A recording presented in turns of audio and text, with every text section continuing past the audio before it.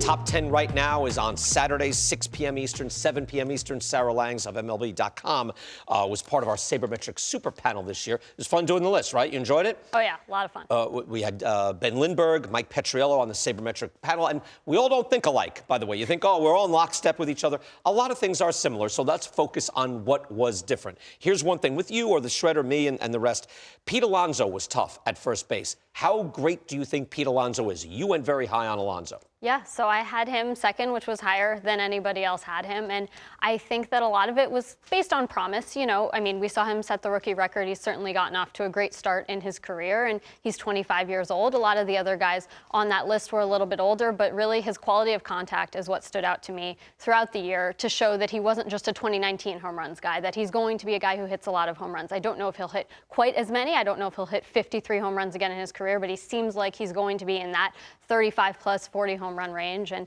he needs to work on his defense. We certainly know that, but I had him number 2. But yeah, you're jumping Anthony Rizzo, who was like 405 on base, 520 slugging, and has done it 6-7 straight years. Yeah, I mean, I guess, you know, we're talking about right now, but I was thinking about the future, and I think that that's really what led to that there. Okay, left field, Giancarlo Stanton. This was tough on everybody because a lot of people thought, well, he could be 1, he could be off the list completely. Where did you have him? So I had him 4th, and I actually was concerned I might be low on him. I thought about that. And you were the high one a person lot. on Giancarlo. Yes, yeah. I did not see that coming at all.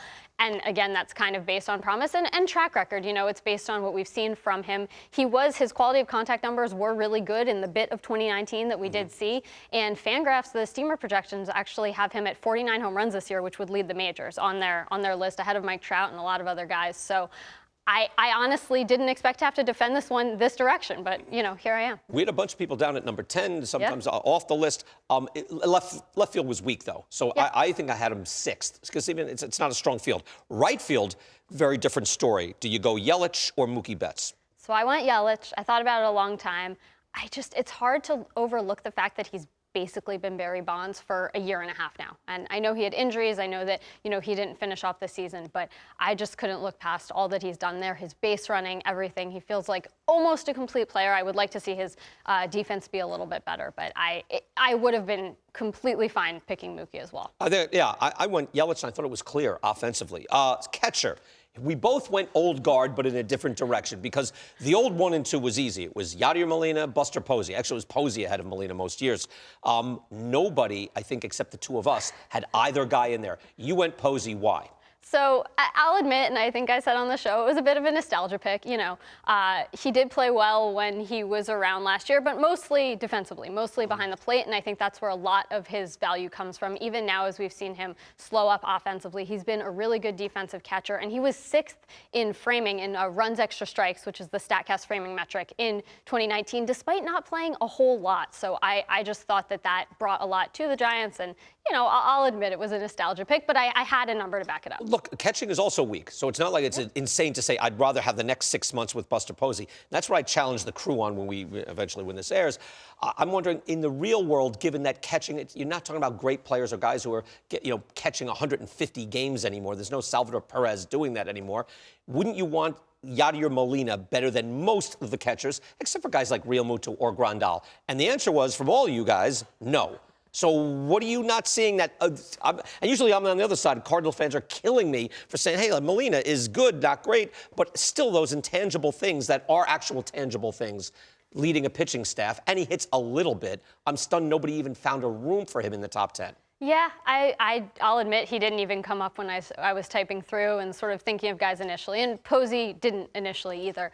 But I just think that there's enough sort of young guys. You know, you've Sean Murphy, Carson Kelly. You have these guys who sort of have more promise maybe on the up and up. And that's where a lot of other people's, 10s ended up. If they hit a little bit, I'd agree with you, but they don't, there's nobody hitting. Now, now, at a weaker position, you can get cute. You got cute at second base. David Fletcher, you're the only person to put David Fletcher, so tell us why.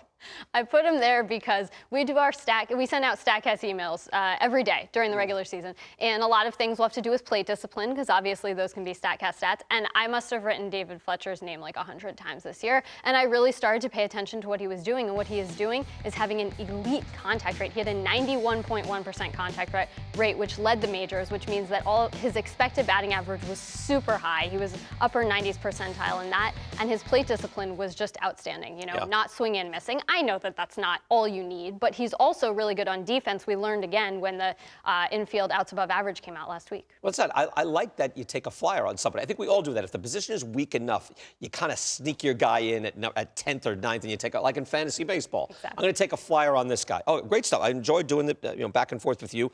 We'll have other comments on this. I hate to see Ronnie. I get all baseball-y now suddenly when I'm confronted with the sabermetricians. I'm going Yadier Molina. I'm saying how you have Ken Giles up there. I'm talking to Ronnie. We'll get back to Ronnie. Sarah, thank you very much. Thank you.